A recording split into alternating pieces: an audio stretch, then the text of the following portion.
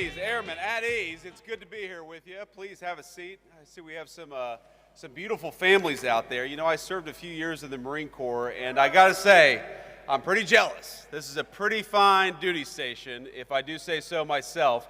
This is a beautiful country. I just spent the past few days here, actually.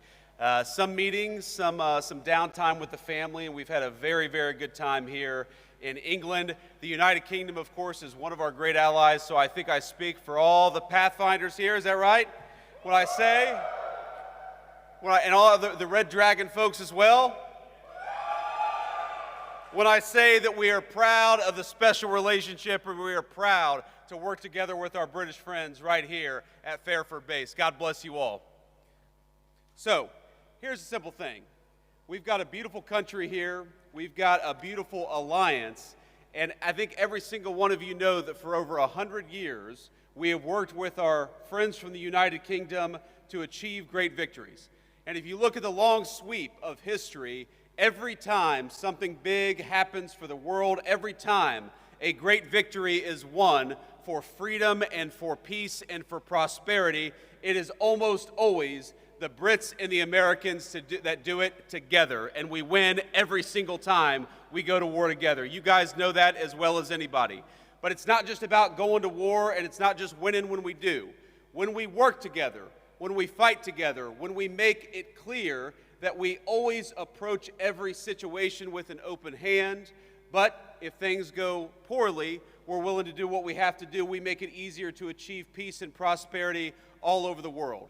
So I want to say, from all of us back home in the United States, for all the people that you serve with, that you fight for, that you make it possible to live the American dream in peace and prosperity, we are proud of you, we are grateful for you, and as your Vice President, I am damn proud to be here with you today. God bless every single one of you.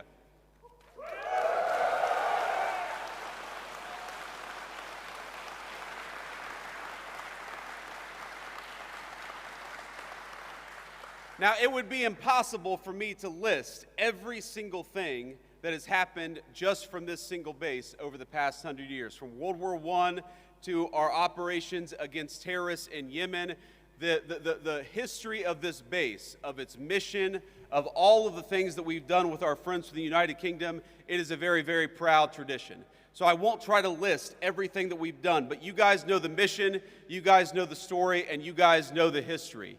We have done so much with our English friends, with our friends from the UK, and I started I started the week at a place called Chevening with the Foreign Secretary of the United Kingdom, further south in the country in a county called Kent. And what we did is we worked on one of our most important shared security goals in Europe, which is the end of the war between Russia and Ukraine. The President of the United States came in 6 months ago, and I just talked to him right before I came on the stage, and he said very simply that we are going to make it our mission as an administration to bring peace to Europe once again. But as you all know, it is impossible to bring peace anywhere unless the bad guys are also worried that we've got a hell of a fine Air Force and a hell of a fine military to back up the peace to begin with. So what you guys do, even though you may not see it every single day, is you make it possible. You make it possible for us to accomplish the president's goals through negotiation. You make it possible for us to go into a room and say, yes, we want peace. Yes, we want to work together. Yes, we'd like to bring an end to this terrible conflict, but we've also got some great airmen back at Fairford and other bases. They're going to make sure that no matter what happens, the peace and the prosperity and the goals of the American people are going to be well served by what you do. So I think if you look back at the last 6 months, if you look back at the number of lives that we've saved in Rwanda and the Congo, the president ended a 30-year war there. If you look at what we've done in the East Asia, where the president ended a conflict, in Serbia, Kosovo, where the president has brought peace to that area of the world, and now, in just a couple of days, with the president heading to Anchorage, Alaska, to try to achieve an end to this terrible war in Russia and Ukraine. You guys make that possible. You guys are the reason why we can go into a negotiation with strength. You guys are the reason why we have leverage in these conversations with world leaders, because they know that if we cut a deal, it is backed up by the finest fighting force anywhere in the world. And that is what makes your job so important, And that's what makes it so important and such a proud moment for me to be here with you today. Because nothing that I do, nothing that we do as an administration is possible without the hard work, the courage, and the skill that you guys bring to the job. Now, I mentioned earlier I was at Chevening meeting with the British Foreign Secretary. I've met with a number of foreign leaders just in the last, hour. I had a call with about 30 European leaders. And over the past couple of days, I've met with a number of leaders across the UK, across political parties, across the generations, because that's one of the great things about the UK's special relationship with the United States is it cuts across political alliances, it cuts across political parties, it cuts across generations because we've been working together for literally centuries.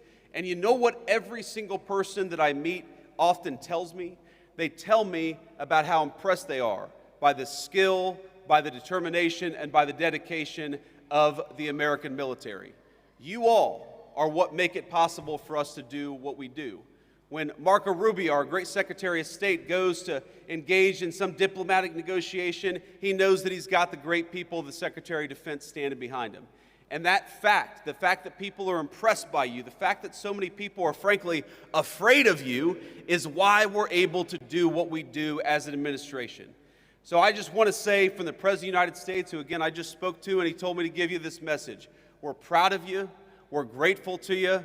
We know that it's not always an easy job. We know there are often long hours, but I hope you know that the peace and the prosperity and the safety of your countrymen depend on you doing a good job, and we are damn proud of the job that you do every single day.